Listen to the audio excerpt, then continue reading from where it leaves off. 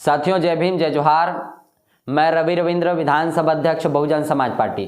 साथियों, अभी 5 साल में फिर चुनाव का वक्त आया है और 17 दिन बाद चुनाव होने वाला है। इस बीच में जो मीडिया घराने हैं और मीडिया के लोग तरह तरह के प्रोपेगेंडा रचेंगे, तरह तरह के वो सर्वे दिखाएंगे, एग्जिट पोल दिखाएंगे, ओपिनियन पोल दिखाएंगे और इसमें दिखाया जाएगा कि बहुजन समाज पार्टी लड़ाई में नहीं है।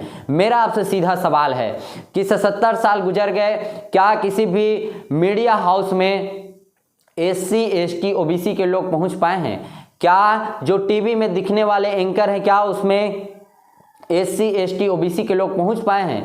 अगर हमारे लोग वहां पहुंच पाते, अगर मीडिया हाउस में हमारे लोग पहुंच पाते तो वो लोग हमारी बातें रखते हैं, लेकिन वहां पर कुछ वर्ग के लोग ही वहां पहुंच पाए हैं जिनकी पार्टियां कांग्रेस और भाजपा है। इसलिए उनका सारा प्रोपेगेंडा इस बात पे रहता है कि कांग्रेस और भाजपा को यहां पे बढ़त दिखाया जाए। अगर कहीं पे कांग्रेस नीचे जाती तो लोग भाजपा को बढ़ा देते हैं, भाजपा अगर डाउन जाती तो कांग्रेस को बढ़ा देते हैं, लेकिन किसी भी परिस्थिति में बहुजन समाज पार्टी के पक्ष में बात नहीं रखते। जो समाचार पत्र है, दैनिक भास्कर, हरिभूमि, नवभारत, ऐसे तमाम तरह के समाचार पत्र हैं, उसके मालिक भी हमारे लोग नहीं हैं। इसी वजह से आरक्षण की जब बात आती है, जब बहुजन समाज पार्टी उसके लिए आंदोलन करती है, जब संविधान की बात आती है और बहुजन समाज पार्टी सड़कों पे उतर आती है, उसके कई कार्यकर्ता घायल होते हैं। ये सब बात उस समाचार पत्र में कहीं भी नजर नहीं आता। लेकिन कांग्रेस और भाजपा के जो भ्रष्टाचारी नेता हैं, वो अगर किसी गरीब के घर खाना खाने भी चले जाए तो यही मीडिया हाउस के लोग उसे फ्रंट पेज पर छापने का काम करते हैं।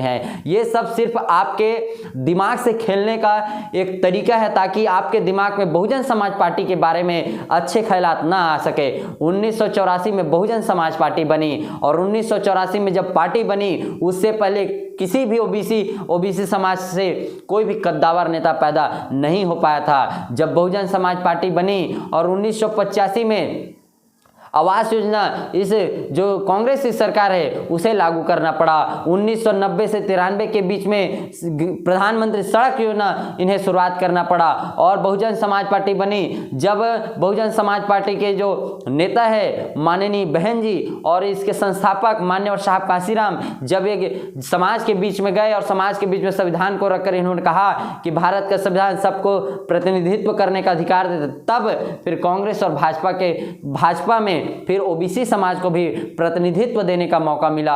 जिसकी जितनी संख्या भारी उसकी उतनी हिस्सेदारी की बात करने वाली, सबसे पहले बात रखने वाली बहुजन समाज पार्टी थी। आज जातिगत जनगणना, कास्ट सेंसस की बातें की जा रही है, लेकिन बहुजन समाज पार्टी ने 1984 में कह दिया था कि इस देश में धन, धरती, राजपाट में सबको बराबर की हिस्सेदारी मिले।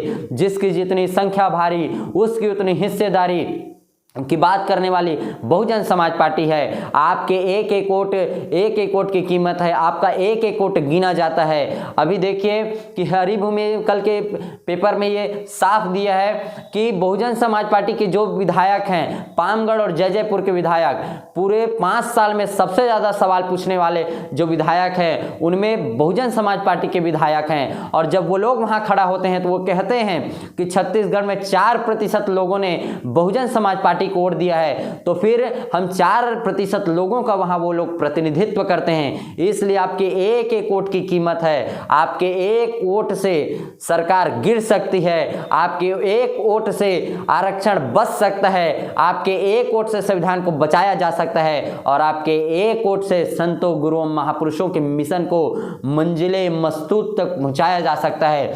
इसलिए कांग्रेस और भाजपा के जो मीडिया है, गोदी मीडिया है, इससे आपको बचना होगा। इसके जो चमचे हैं, जो दलाल हैं, जो मुखौटे के रूप में कांग्रेस और भाजपा का काम करेंगे, जो बाबा भी 5 साल तक बाबा कहते थे, वो बापू की जो पंडाल है उसके पीछे बैठे हुए नजर आएंगे।